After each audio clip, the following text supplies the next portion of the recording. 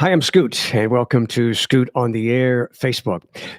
Representative Maxine Waters has once again mouthed off, and this deserves a comment. Maxine Waters essentially said that if there is a not guilty verdict in the trial of the ex Minneapolis police officer, Derek Chauvin, in the killing of George Floyd, if there's a not guilty verdict, she is calling for people to get more confrontational. No, I mean, that's not the right thing to say. I'm serious. It's not that. Look, there have been times when Maxine Waters has just like it implied that confrontation is the answer. And I guess it depends on, excuse me, I guess it depends on how you define confrontation. There can be a confrontation of ideas. I understand that. But it sounds to me like it's a physical confrontation. That's what I got out of it. Now, Don Lemon, host on CNN, was critical of Maxine Waters.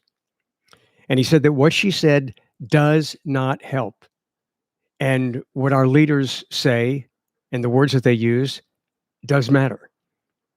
And he said that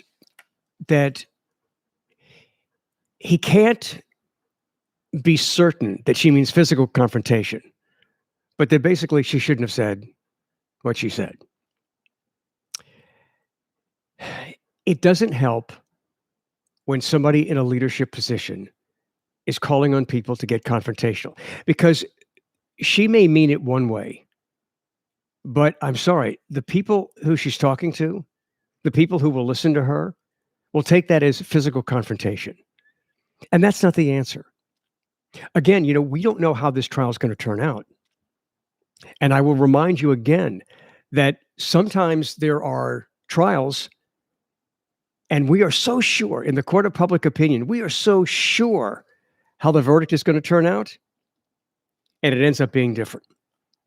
O.J. Simpson, Casey Anthony, George Zimmerman, Trayvon Martin. A lot of people were shocked by those decisions. What about the Los Angeles police officers, the 4 LA police officers who were found not guilty in the criminal trial of beating Rodney King? They beat him. But here's what came out of that. A lot of this comes down to what the jury has to do based on the law. The jury's not sitting in a bar talking about this. They're on a jury. It's serious.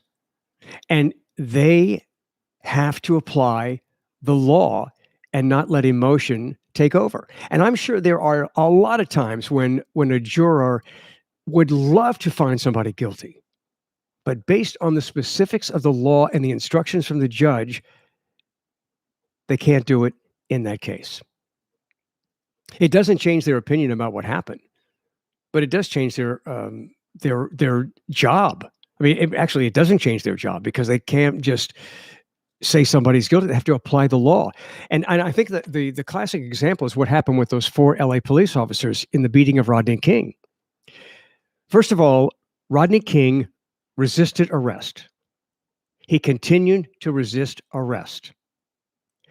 Not only that, but when they beat him, the jury heard testimony that the officers beat him in accordance with the way they were trained to beat a suspect who does not comply. Look, I saw the video too. It just looks like they beat the shit out of him. And it doesn't seem like it was necessary. However, when you're sitting there in the jury and you're instructed to apply the law, it's a whole different scenario.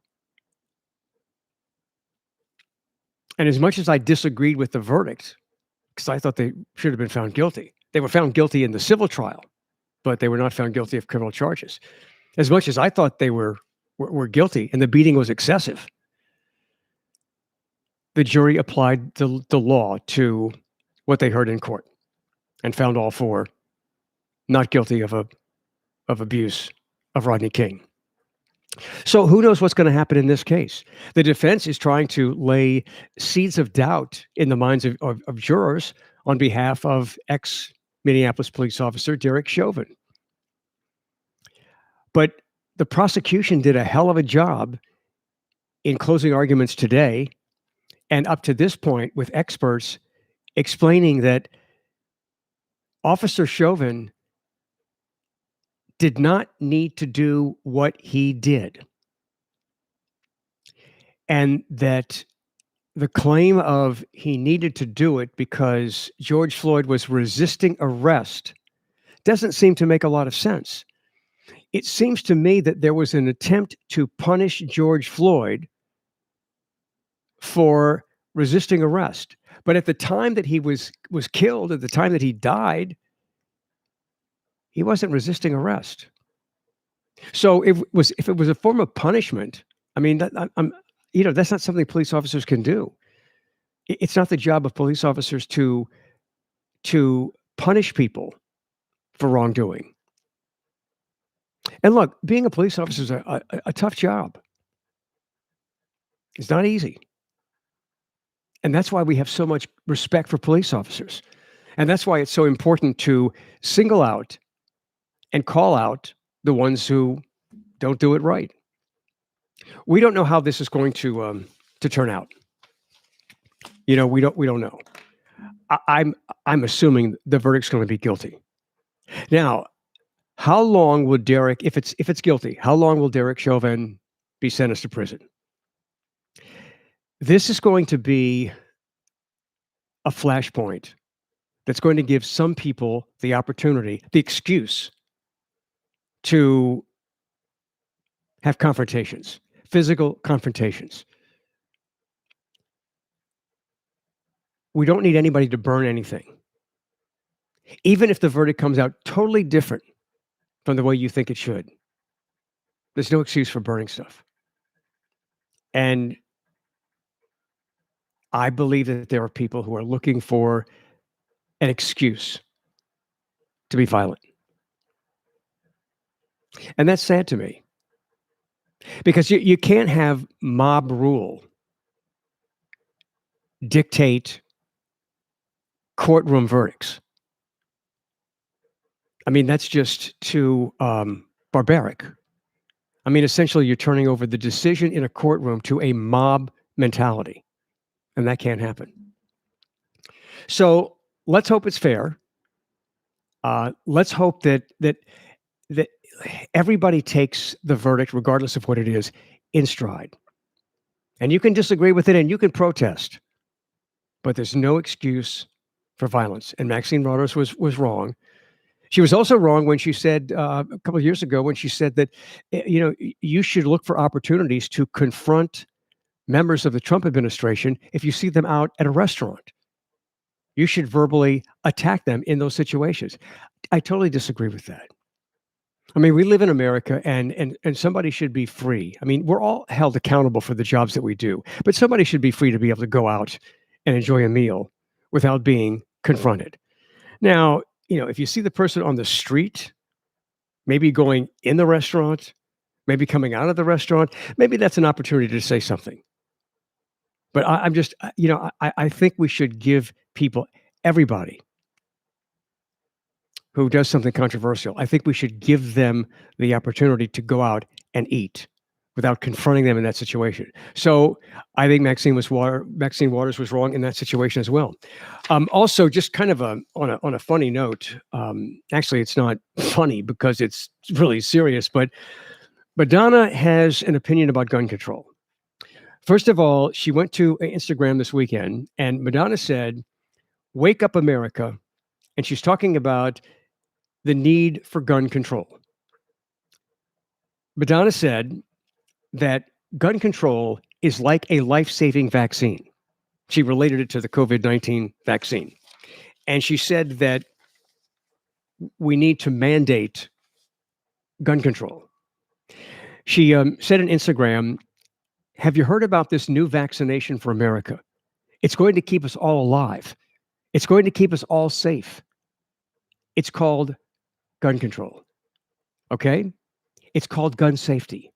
All right?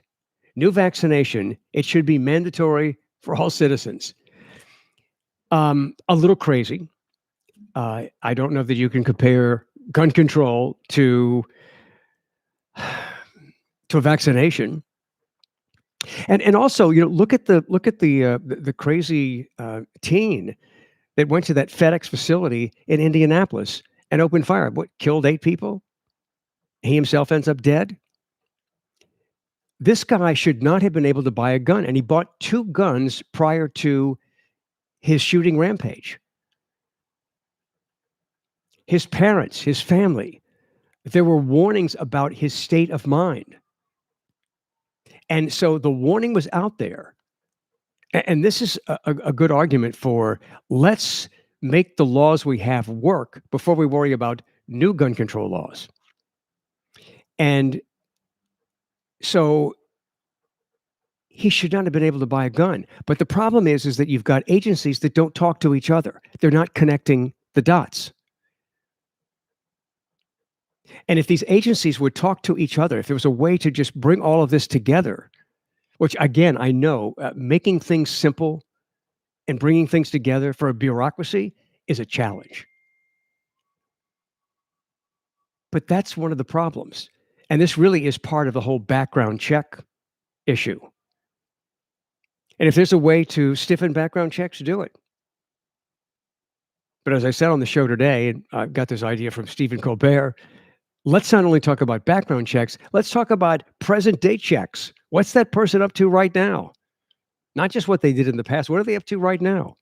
So again, if these agencies just talk to each other, that guy would not have been able to get those guns. And he may not have gone on the shooting rampage. So it's something to think about. Also, Madonna was talking about policing in America. Our legal expert, Madonna. And she said, as for police killing innocent children, shooting and suffocating and brutalizing innocent people, they should go immediately to jail for the rest of their lives. No trial, no corrupt justice system.